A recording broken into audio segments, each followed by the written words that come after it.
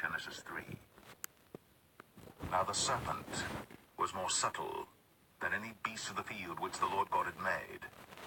And he said unto the woman, Yea, hath God said, Ye shall not eat of every tree of the garden? And the woman said unto the serpent, We may eat of the fruit of the trees of the garden, but of the fruit of the tree which is in the midst of the garden, God hath said, Ye shall not eat of it, neither shall ye touch it, lest ye die. And the serpent said unto the woman, Ye shall not surely die, for God doth know that in the day ye eat thereof, then your eyes shall be opened, and ye shall be as gods, knowing good and evil.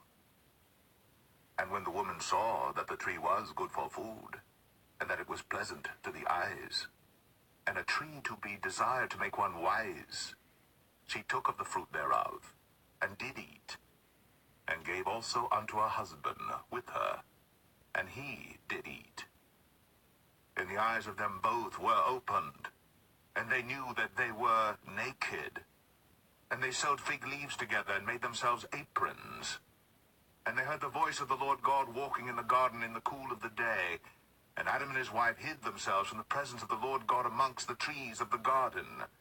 And the Lord God called unto Adam, and said unto him, Where art thou? And he said, I heard thy voice in the garden. I was afraid, because I was naked, and I hid myself. And he said, Who told thee that thou wast naked? Hast thou eaten of the tree whereof I commanded thee that thou shouldest not eat? And the man said, The woman, whom thou gavest to be with me, she gave me of the tree, and I did eat. And the Lord God said unto the woman, What is this that thou hast done?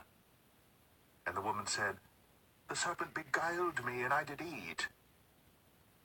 And the Lord God said unto the serpent, Because thou hast done this, thou art cursed above all cattle, and above every beast of the field.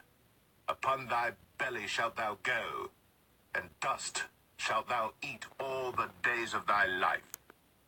And I will put enmity between thee and the woman, and between thy seed and her seed. It shall bruise thy head, and thou shalt bruise his heel. Unto the woman he said, I will greatly multiply thy sorrow and thy conception.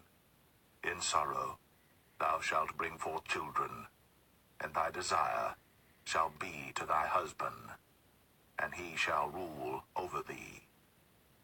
And unto Adam he said, Because thou hast hearkened unto the voice of thy wife, and hast eaten of the tree of which I commanded thee, saying, Thou shalt not eat of it, cursed is the ground for thy sake. In sorrow shalt thou eat of it all the days of thy life. Thorns also, and thistles shall it bring forth to thee, and thou shalt eat the herb of the field. In the sweat of thy face shalt thou eat bread, till thou return unto the ground. For out of it wast thou taken, for dust thou art, and unto dust shalt thou return. And Adam called his wife's name Eve, because she was the mother of all living.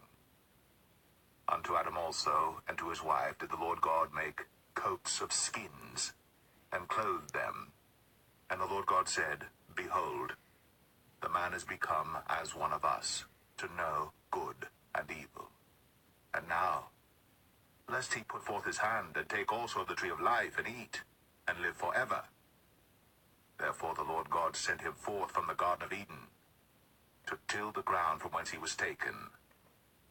So he drove out the man, and he placed at the east of the Garden of Eden cherubims, and a flaming sword which turned every way, to keep the way of the tree of